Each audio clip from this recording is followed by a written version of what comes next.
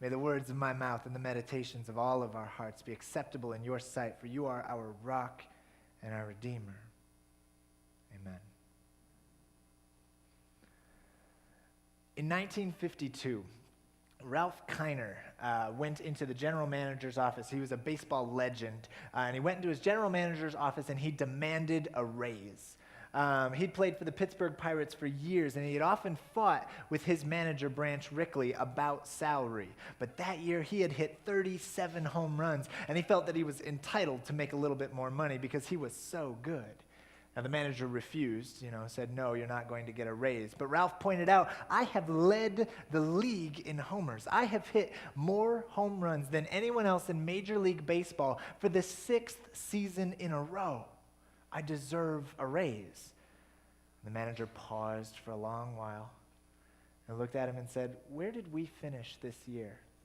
And Ralph Kiner shrugged and said, the Pirates? Last. And the manager said, well, we could do that without you. Sometimes it's not about how great you are all by yourself. It's not about how impressive or incredible or how praiseworthy you are. Sometimes the question is, how's your team doing? How's your team?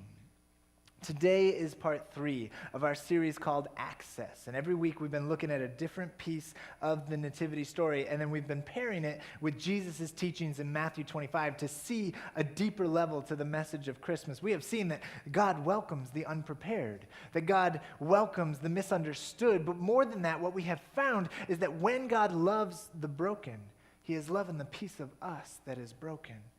There is a resonance between their mistakes and the mistakes that we make. God is reaching into every aspect of your life, even the parts that might be a little embarrassing.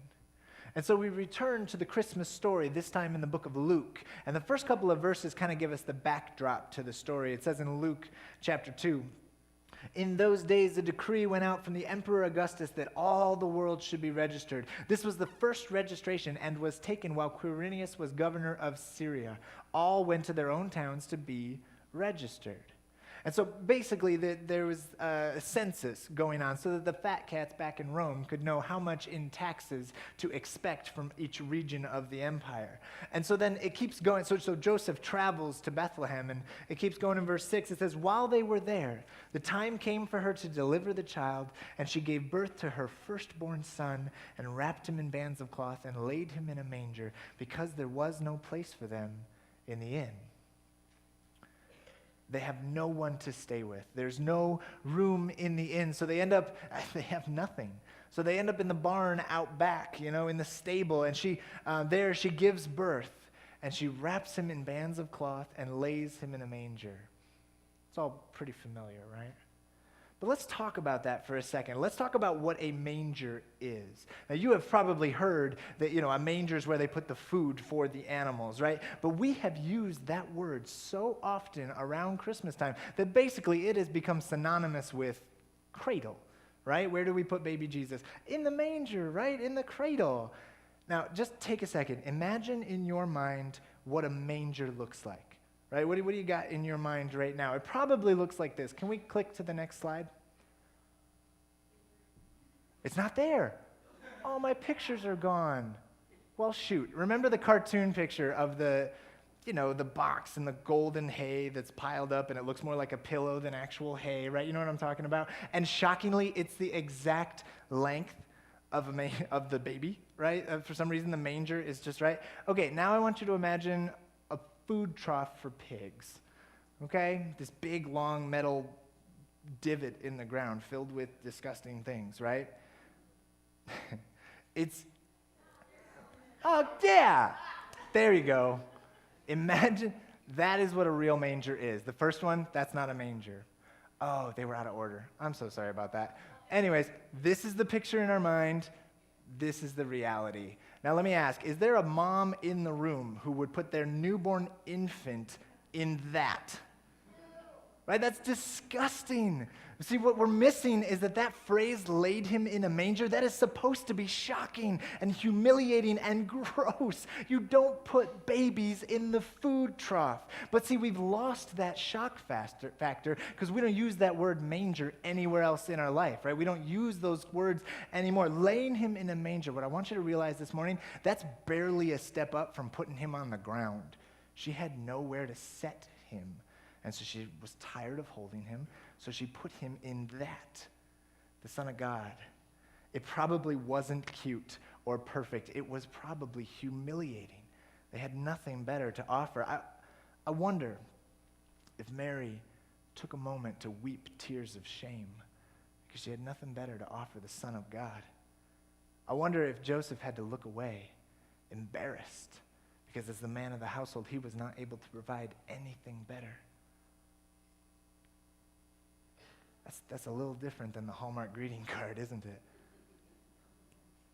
I don't know if you could paint a more humble picture if you tried. It's like the whole situation, the local businesses, the government, the lack of healthcare, everything in this situation is designed to keep them in this horrible situation.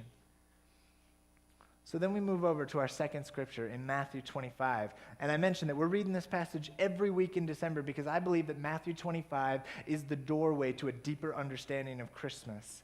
Now, I want you to keep that picture of Mary and Joseph in that nasty food trough. Keep that picture in your mind while I read you this, okay?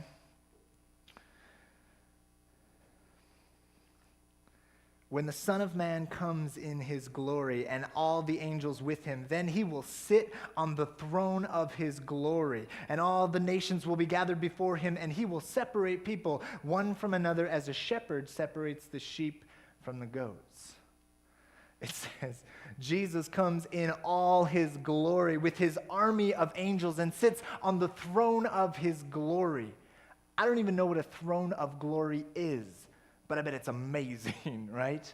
That's an awesome, this is a very different picture than what we see at the Nativity. Now, we don't talk about this passage that much in the church, but maybe we should. This is what we call the second coming of Christ. Some people call it Judgment Day. You see, Jesus came into the world as a baby, humble in a manger, almost humiliatingly humble. But when he was all grown up, before he left, he told us, someday I'm coming back. Someday I will come back. And it's going to be a little different the second time around. I don't know if you guys know, but the very last book in the Bible is a book called Revelation. And it details how Jesus is going to come in glory and power and rid the world of all evil and set up heaven on earth. Now, the book of Revelations is full of all this imagery and symbolism. It's really hard to understand. So I don't know what it's going to look like literally. But it says that the devil and all his kind will be tossed in the lake of fire. There will be no more death.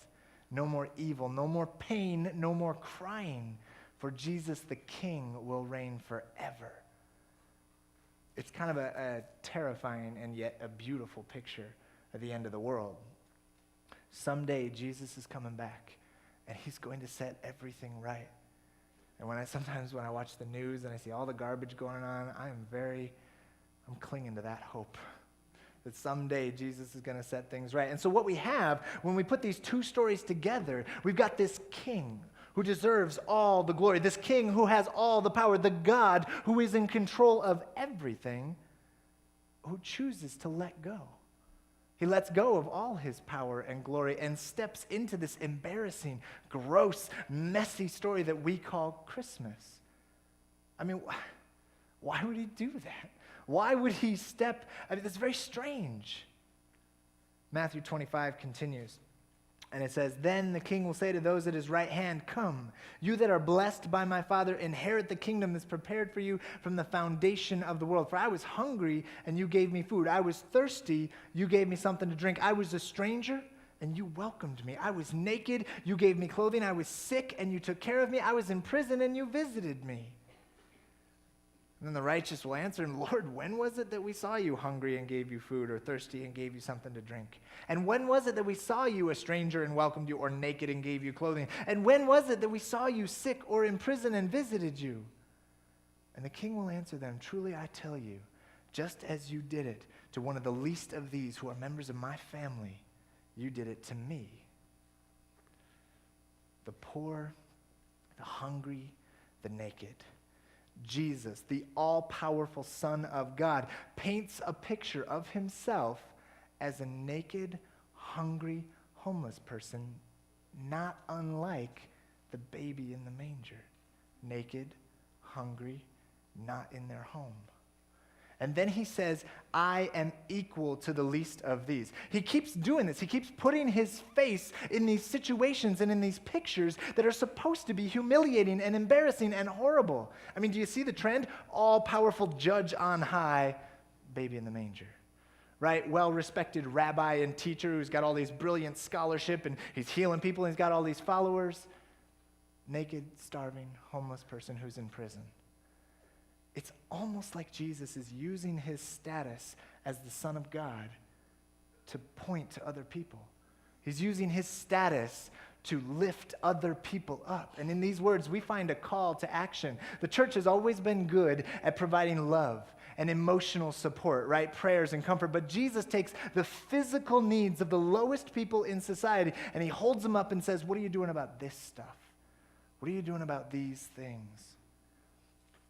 See, the good news this morning is that God humbles himself. You see that trend, right? This is what God reveals in the story of Christmas. This is brand new to us, right? You don't get a lot of humility in the God of the Old Testament, right? He's all about power, and glory and awesome. I mean, he does some really good stuff. But in the New Testament, starting with Jesus, starting with the baby in the manger, what we find is humility out of power. God humbles himself to take care of us. And I was thinking about God's power and how easily he's just willing to give it up and to throw it away if it helps somebody else. And sometimes it almost seems like God is reckless or careless with his power. He just gives it away. He keeps putting himself in these compromising, embarrassing, humiliating situations over and over in order to help people in need. Now, this shows me two very important things. Number one, God has a passion and an incredible amount of love for the weak, for people who are hungry and thirsty and naked and lost. God is willing to go to great lengths to reach them. He's willing to give up so much just to give them a chance to love them. God pursues people at the bottom, the people who are the farthest away from him. That's who he goes after. God welcomes the hungry, the naked, and the poor. God reaches into their broken situation and offers them a VIP ticket. Now, it's not, I'm glad that you pulled yourself out of the pit, so now I can love you. Right? It's not you fixed yourself, so now I can love you. No, he says, I will follow you into the worst moments of your life, into your worst memories and the darkest places you have ever been. I will go where you are naked and hungry and thirsty and broken, and I will offer you my love because you are worth it. You are worth it to me. You are a very important person. Let me ask you, have you ever been at the bottom of your life? Have you ever felt helpless? Like maybe you're wearing clothing, but you feel naked and exposed. Have you ever had to ask for help? It was humiliating. Have you ever been unsatisfied, hungry or thirsty for something more in life, something better? Hear these lips from God. Hear these words from God's lips. You are a very important person. God came for you. The second thing I learned when I was watching God give up his power for other people, the second thing I realized is that in every area of life, the weak cling to strength, but the strong give it up freely. Let me explain. People who are weak, they pretend to be strong. They cling tight-fisted to whatever advantage, whatever strength, whatever power that they could have over other people. But those who are truly strong, those who are comfortable in their power, they have an open hand. They give it up freely to help other people. People of real strength are those who would give it up immediately if it would help someone else. The measure of strength, the measure of real power is a willingness to give it up. It is only the weak who cling to power above all else. Those are the people who are truly powerless. And so the response is pretty simple. Be like God. If God can give up the power and glory of heaven in order to help us, to help humanity, we can do the same. We need to have an open hand with the power and advantage and strength that we have. God humbled himself to take care of us, so we have to humble ourselves and take care of other people. But it goes even further than that. There are ripples to every action, no matter how small they are. Jesus tells us, what you do for others, that's what you do for me. What you do for other people is what you are doing for God. Helping other people, that's a way to say thank you to God, to give back to God. It's a way to worship God. The consequences of our actions are so much more than just helping one person. When we help others, it's as if we are helping God himself. But here's the problem. When it comes to helping people in a broken world, it can be kind of complicated. Now, sometimes some people, they just honestly need some help. They just need a boost. They've got, they just need a little boost. They got down on their luck, some unexpected expenses or something. But sometimes there are some people who manipulate the system. Sometimes people systematically work the social safety nets to avoid taking care of themselves. And maybe y'all are just better people than I am. Maybe you're more compassionate. But me, I'm a bit of a cynic when it comes to that kind of stuff. I'm kind of a pull yourself up by your bootstraps kind of guy. And I'm always worried about lazy people and liars who might manipulate the system so that they don't have to work as hard as the rest of us. And I've met enough people and I've been a part of this system long enough to have seen some things. And so I'm always worried that what if I help someone, maybe they won't help themselves. And maybe I'm enabling them to be lazy or something like that. And so I was wrestling with this past week because on the one hand, Jesus is very clear. We have to help people. We have to provide. But on the other hand, am I actually helping or am I just enabling them? And I was looking at the text and I was thinking about God and the way he deals with power in the world, who humbles himself. And I realized when someone is down on their luck and they're poor, hungry, thirsty, naked, whatever, we need to help them. But if somebody is systematically manipulating the system, we have to help them even more. I realized this past week, if someone is cheating the system or whatever, they need more from us, not less. Think about it this way. If somebody is hungry because they don't have any food, that's easy. Give them food. But if somebody is hungry because they don't know how to provide for themselves, they don't know how to get food, then they need more from us, not less. We got to give them food and teach them how to provide for themselves. So if you're worried or if you're holding back because you think that maybe somebody might be manipulating the system, they need more from you, not less. We have to go beyond just throwing money at people. We got to start investing in their lives and teaching them the skills that they need, helping them at a deeper level. Let me see if I can explain it like this. Imagine you lose your job. Or if you're retired, back when you were working, imagine you lose your job. What do you do when you lose your job? Do you curl up in a ball on the floor in the middle of your living room and wait for blankets and canned food to arrive? No. Some of it. Yeah. No, of course not. Most of us have the ability. We're going to put together a resume. We're going to start making contacts, put together some interviews. We're going to go get a new job, right? So why is it when we think about helping the poor and the hungry and the thirsty, do we mostly help them with canned food and blankets? Now, there's nothing wrong with that. I don't want to belittle that in any way. But most people, what we need to be giving them is the tools that we have to teach them the things that we would do if we were in need, so they have the skills to get back on their own feet. So again, I love the ministries of this church where we are finding needs and meeting needs. Like when we're helping people, that's beautiful. But if you think someone is systematically manipulating the system, what they need from us is more investment, not less. Because the chances are they don't have the skills or the knowledge that you do. They manipulate the system because that's all they know how to do. That's what they were taught. What we have found in poverty is a generational thing. That's what mom did. That's what grandma did. That's what that's how they know. So in order to change the family tree, in order to invest in people's lives, we have to give them the skills and talent and knowledge that we have to show them a better way. Now, here's the coolest part of the sermon, okay? That thing I just said, that is the Christmas story. If somebody needs help, help them. If someone is systematically manipulating the system, you got to help them even more. Now stay with me on this, okay? In the Old Testament, way back, God gave people a list of rules.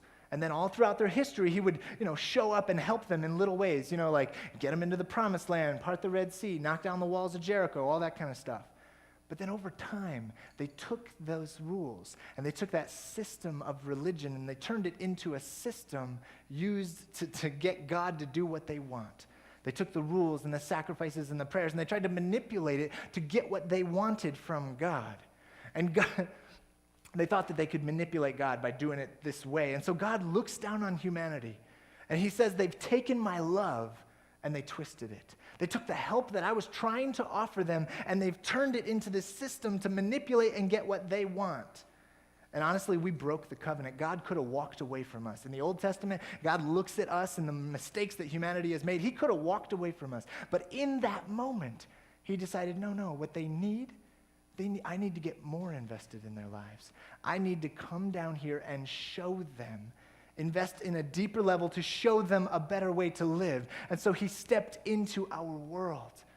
And so in our lives, when we are broken and poor and hungry and naked, exposed for the manipulative people that we are, God comes closer to us.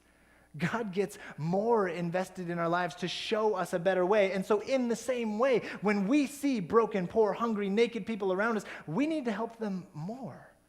We need to get more invested to show them a better way. Ralph Kiner was a great baseball player. He's in the Hall of Fame, right? But sometimes it's not about how good you are by yourself. Sometimes the question is, how's your team? How's your team? We live in a broken world with some real serious needs out there. It's a mess out there, but the church could be something different. The church could be an alternative to the chaos that's going on out there. We stand for life and light in a world that stands for death and darkness. God humbled himself to take care of us, so we can humble ourselves to take care of other people. And so I'll leave you with this. In the moments of life when you hit rock bottom, when you are poor and hungry and naked, know that God is coming for you. God is coming to lift you up. Know that the creator of everything will leave behind all the glory of heaven to get closer to you, to invest in your life, to offer you his love because you are worth it. You are a very important person to the creator of the universe. So please accept his love. Accept the gift of the presence of Jesus when he when he has lifted you up and healed you and forgiven you. Ask yourself, who could I invest in the way that God has invested in me? Amen.